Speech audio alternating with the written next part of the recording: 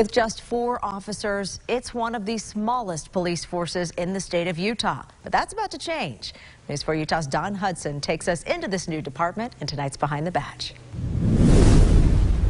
Well, this is the current Herriman Police Department. But by September, the Salt Lake County City will add 30 more officers. And the man in charge of creating the new department says between now and then, there's a lot of work to do. Here's this week's Behind the Badge. So when you were over at VEC today, what did John Inch have to say? Meet the Herriman Police Department, the newest police agency in the state. Herriman City has never had its own police department in its history ever.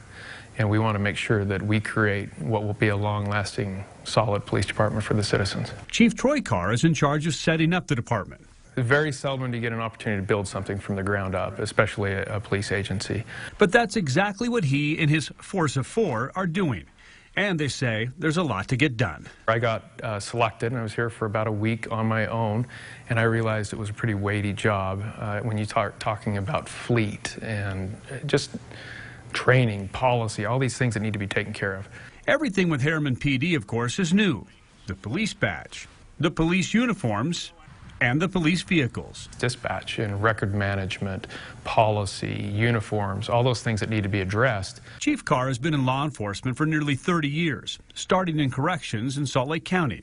He was in patrol, gang investigations, sex crimes, search and rescue, and canine, where he says his partner Bear may have saved his life. What I didn't know is that this person had crawled under a van with a 9mm Beretta, had that aimed at us as we were coming around the corner. When he was ready to shoot us, Bear bit him actually in the jaw. Chief Carr was already working in Herriman as the precinct chief for Unified Police before taking over the helm here.